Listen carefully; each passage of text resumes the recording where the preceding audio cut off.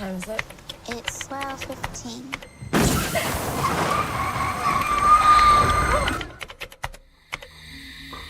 Let's go back to the car. Ma'am, you all right? Yeah, we're fine. That ambulance gonna be a bit. Stay in there.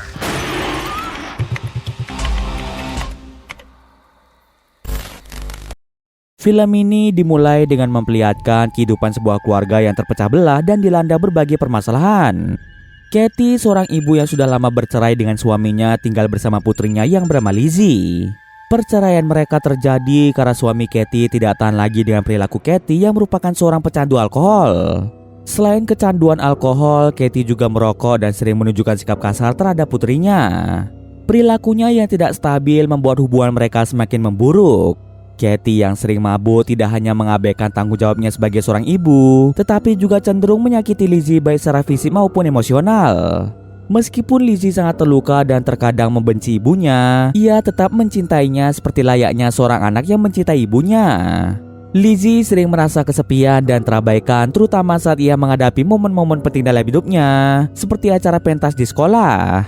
Namun Katie selalu menganggap acara-acara tersebut tidak penting dan lebih memilih untuk menghabiskan waktunya dengan meminum alkohol.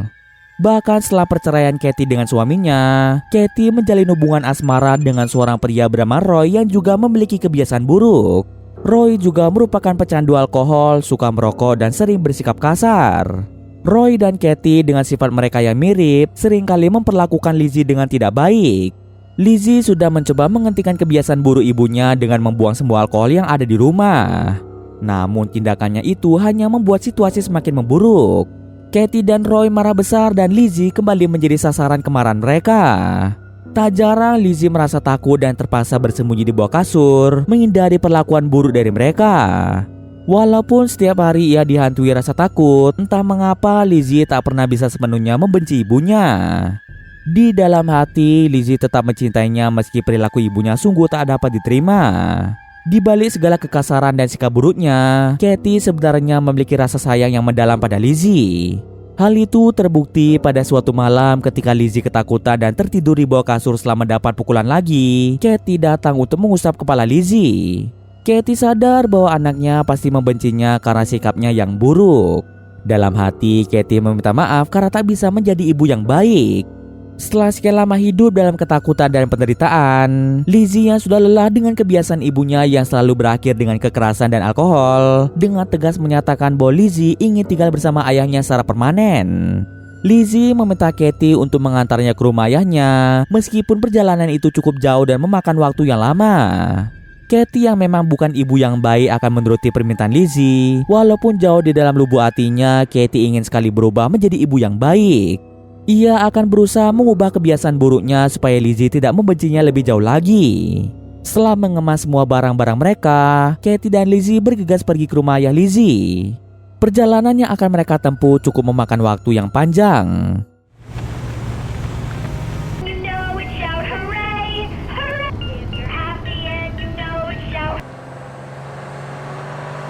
Di sepanjang perjalanan, Katie sesekali menghentikan mobil di minimarket atau pom bensin untuk membeli makanan dan rokok. Kebiasaan merokok yang tak bisa ia tinggalkan membuatnya berdiri di tepi jalan, menghembuskan asap sambil merenungi apa yang telah ia lakukan dalam hidupnya. Sementara Lizzie duduk di dalam mobil sambil mengamati ibunya dari kejauhan. Sebelum nantinya mereka berpisah dan mungkin akan jarang bertemu lagi, Katie memberikan sebuah hadiah berupa jam tangan untuk Lizzie sebagai kenang-kenangan untuknya. Turn on the car, roll down the window.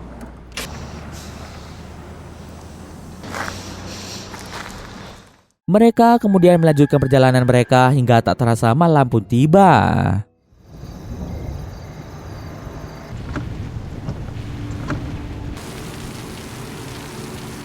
Hujan deras melanda membuat pandangan Katie menjadi terganggu. Sampai di suatu ketika di tengah derasnya hujan, seekor serigala tiba-tiba melintas di depan mobil mereka. Katie yang tidak sempat menghindar akhirnya menabrak serigala tersebut. Kecelakaan yang terjadi tidak hanya membuat serigala itu mati, tetapi juga mengakibatkan mobil mereka mengalami rusak parah di bagian ban, hingga membuat mobil mereka tidak bisa jalan.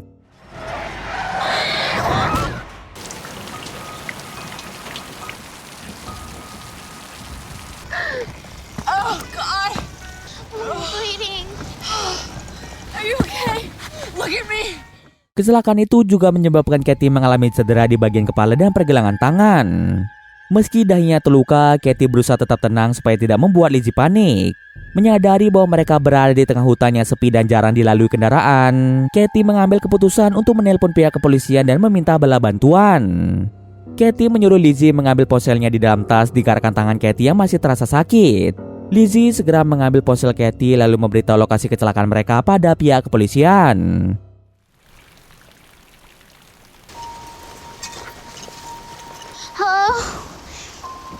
And tell them where there's construction, we went on the old road. Polisi akan segera mengirimkan bantuan berupa ambulans dan mobil derek ke lokasi yang telah mereka sebutkan. Mereka tidak punya pilihan lain selain menunggu bantuan tiba sambil menanti hujan reda. Selagi menunggu, sesekali mereka melirik ke arah serigala yang sudah mati akibat tertabrak. Ada rasa takut di dalam diri Lizzie melihat serigala itu mati dengan mengenaskan. Karena pintu mobil yang ada di sisi Katie tidak bisa dibuka akibat kecelakaan, mereka pun turun dari pintu Lizzie. Hujan yang mulai mereda membuat mereka berani mendekati tubuh serigala itu untuk memastikan apakah serigala itu benar-benar sudah mati atau belum. Betapa terkejutnya mereka saat melihat luka-luka besar di tubuh serigala itu yang tampak seperti bekas gigitan. Mereka menemukan taring tajam yang tidak berasal dari serigala masih tertancap di tubuhnya, memberikan petunjuk bahwa sebelum kecelakaan terjadi, hewan itu mungkin sedang berkelahi dengan sesuatu yang lebih buas.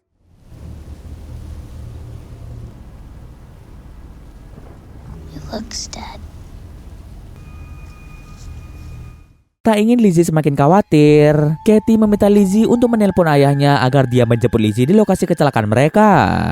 Awalnya ayah Lizzie merasa marah mendengar mereka mengalami kecelakaan. Ayah Lizzie menuduh Katie telah mengemudi dalam keadaan mabuk lagi. Namun Lizzie dengan tegas membela ibunya bahwa kali ini ibunya tidak sedang mabuk saat kecelakaan terjadi. Setelah panggilan berakhir, hujan kembali turun dengan deras memaksa mereka untuk berlindung di dalam mobil sambil menunggu bantuan tiba.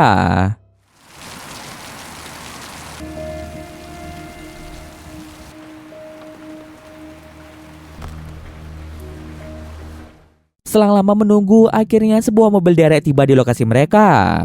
Seorang pria bernama Jesse yang ditugaskan untuk menderek mobil mereka keluar dari kendaraannya dengan memakai jas hujan tebal. Ia mendekati mobil Katie, mengetuk kaca dan bertanya apakah mereka baik-baik saja. Jesse ingin memastikan Katie dan Lizzie tidak mengalami luka serius yang memerlukan penanganan segera. Jesse kemudian memberitahu mereka bahwa ambulans akan datang terlambat karena sejalan yang sulit dilalui dan hujan deras yang memperparah situasi.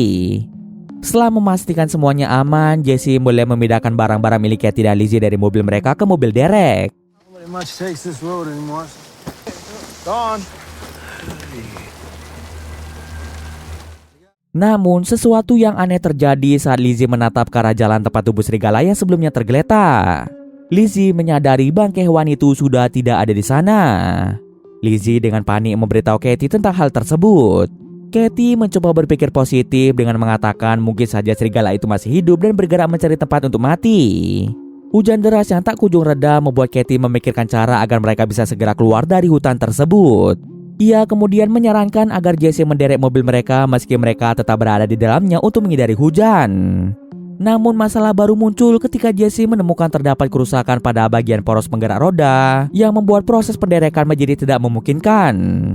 Ada salah satu komponen besi yang menghalangi geraknya roda sehingga harus diperbaiki terlebih dahulu sebelum mobil bisa ditarik. Jesse mengeluarkan semua peralatan dari mobil derek dan mulai memperbaiki kerusakan di bawah guyuran hujan. Dogs don't got teeth like this. I'll be out in a minute. Sementara itu di dalam mobil, Katie menyadari bahwa ia perlu menghubungi ayah Lizzie untuk memberitahu tentang kondisi mereka supaya ayah Lizzie tidak merasa khawatir. Akan tetapi ia lupa bahwa ponselnya ada di dalam tas yang kini tersimpan di mobil derek milik Jesse. Katie menyuruh Lizzie untuk mengambil ponselnya dari tas tersebut. Walaupun dalam kondisi hujan lebat, Lizzie menuruti permintaan ibunya dan mendekati Jesse yang sedang sibuk bekerja di bawah mobil Katie. Lizzie meminta Jesse untuk mengambil tas ibunya yang berada di dalam mobil derek. Karena Jesse sedang terbaring di bawah mobil dan tangannya penuh dengan alat-alat perbaikan, ia meminta Lizzie untuk mengambilnya sendiri. Lizzie berjalan menuju mobil derek dengan langkah hati-hati di tengah guyuran hujan. Sayangnya pintu mobil derek terkunci membuat Lizzie harus kembali untuk meminta kunci pada Jesse. Jesse yang masih berada di bawah mobil merasa kesulitan mengambil kunci dari kantong celananya, meminta Lizzie untuk menunggu sebentar. Sambil menunggu, Lizzie berdiri di dekat mobil dan mengamati sekelilingnya. Rasa penasaran mulai muncul dalam benaknya, terutama tentang bangkai serigala yang sebelumnya menghilang tak kemana. Oleh karena itu, Lizzie mencari bangkai serigala tersebut dan pada akhirnya berhasil menemukannya di dalam hutan dengan kondisinya yang lebih mengenaskan dibandingkan terakhir kali ia melihatnya.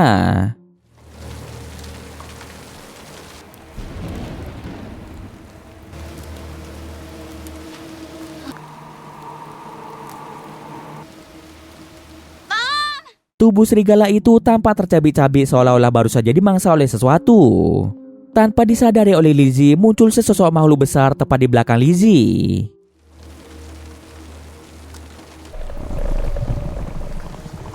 Oh shit. Lizzie yang tidak menyadari kehadiran makhluk tersebut memilih untuk kembali ke dalam mobil karena hujan turun semakin lebat.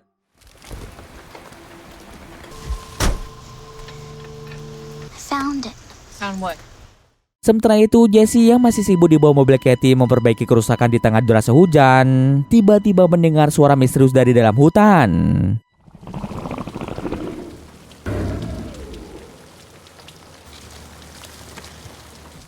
Penasaran dengan suara yang muncul, Jesse pun mengeceknya ke dalam hutan dan tiba-tiba saja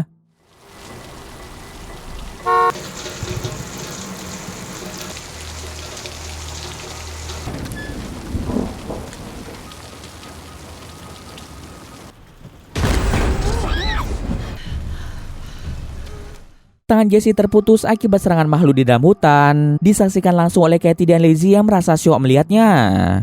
Lizzie yang sangat ketakutan ditenangkan oleh Katie bahwa mereka akan baik-baik saja. Kini mereka pun hanya bisa menunggu ambulans tiba di tempat mereka. Di saat mereka tengah berpelukan, mereka melihat Jesse yang merangkak keluar dari dalam hutan. Meskipun Jesse telah kehilangan banyak darah akibat tangannya yang terputus, dia berusaha sekuat tenaga kembali ke dalam mobilnya untuk menelpon bala bantuan. Katie dan Lizzie hanya bisa berdiam diri di dalam mobil, tak bisa melakukan apa karena mereka tidak tahu makhluk apa yang ada di dalam hutan, hingga menyebabkan tangan Jesse menjadi putus. Pada awalnya, Katie ingin turun dari mobil demi bisa membantu menyelamatkan nyawa Jesse, tetapi tidak diizinkan oleh Lizzie karena takut ibunya akan terluka jika membantu Jesse. Jesse yang baru saja membuka pintu mobil dereknya tiba-tiba mendapat serangan dari makhluk tersebut hingga membuatnya tewas.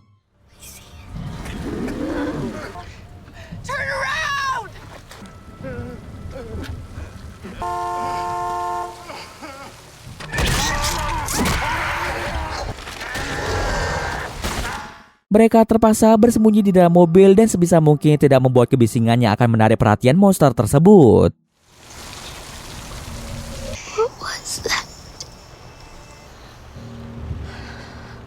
Tak disangka boneka yang dibawa Lizzie mendadak berbunyi sehingga monster itu langsung datang dan berhasil memecahkan kaca mobil.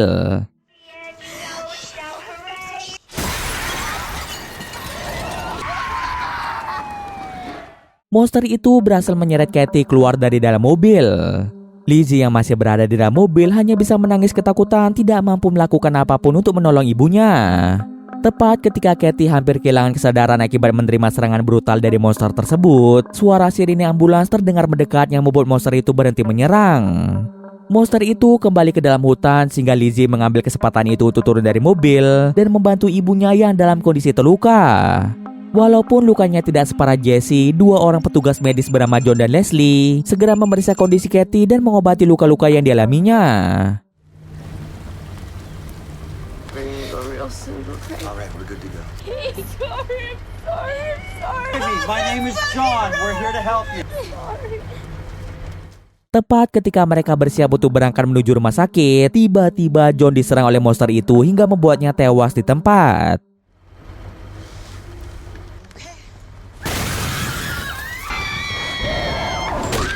Tak hanya John yang menjadi korban, Leslie pun menjadi korban berikutnya dari monster tersebut.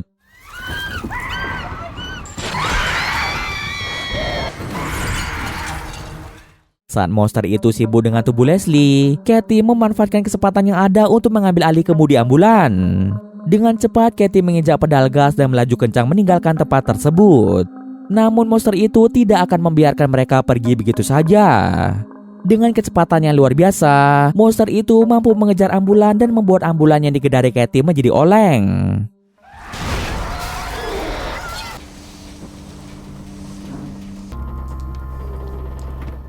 Beruntung kecelakaan yang menimpa mereka tidak sampai membuat mereka terluka lebih jauh lagi. Melihat putrinya terluka akibat kecelakaan itu, Katie merasa sangat khawatir dan menatap Lizzie dengan rasa takut. Go. Get back, get away. Are you okay? Oh my God. Tak ingin hidup mereka berakhir di sana, Katie mencoba menggunakan radio komunikasi di mobil ambulan, berharap dapat meminta bantuan, tetapi usahanya sia-sia karena alat tersebut rusak. Ketika monster itu mendekat, Katie merasa pasrah karena tak ada lagi jalan keluar yang bisa mereka lalui. Dalam keputusasaan, dia menyalakan senter yang dia temukan di ambulan dan mengarahkan cahaya ke arah monster tersebut.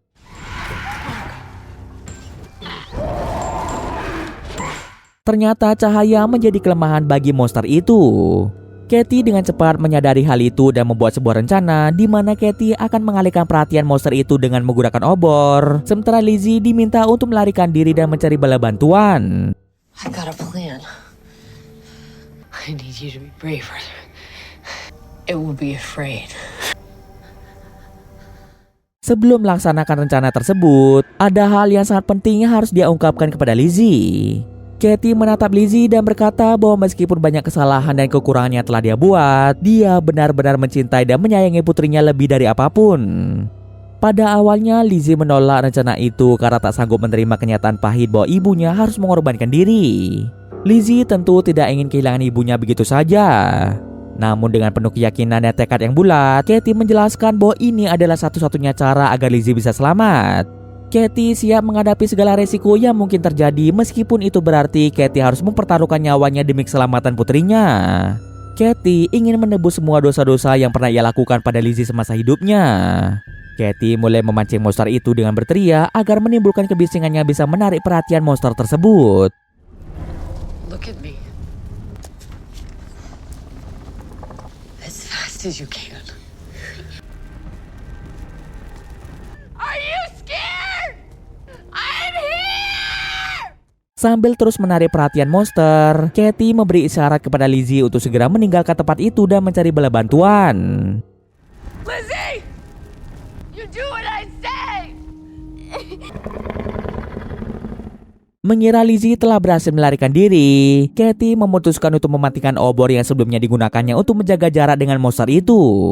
Namun di luar dugaan, ternyata Lizzie yang merasa berat meninggalkan ibunya tak mampu mengikuti instruksi tersebut dan malah kembali untuk membantu ibunya yang sedang diserang oleh monster. Dengan menggunakan cahaya senter, Lizzie berhasil mengusir monster itu pergi.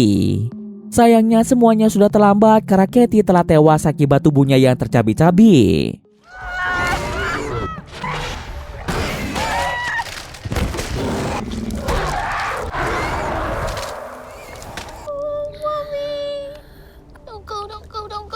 Don't go. Mommy, please get up. I want you to do so bad. Don't go. Kini tersisa Lizzie, seorang diri yang tidak yakin apakah dirinya bisa selamat dari bahaya yang akan mengancam keselamatan nyawanya. Walaupun tidak yakin bisa bertahan hidup, Lizzie bertekad untuk mengalahkan makhluk yang telah merenggut nyawa orang yang paling ia cintai. Pertama-tama ia mengambil korek api milik ibunya, korek yang biasanya digunakan oleh ibunya untuk merokok, lalu mengambil kaleng semprot yang mudah terbakar.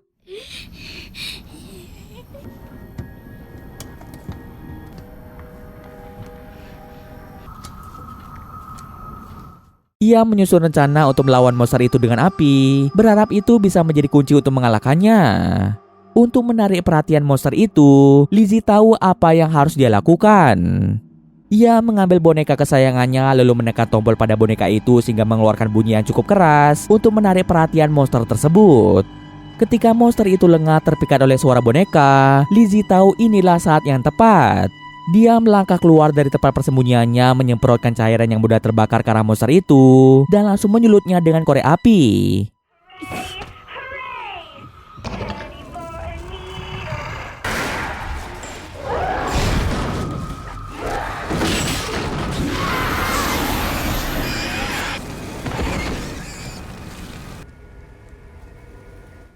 Setelah monster itu berhasil ditaklukkan, Lizzie mulai berjalan keluar dari hutan dengan kesedihan yang mendalam karena ibunya sudah tiada dan tak ada lagi yang bisa ia lakukan untuk mengembalikan ibunya.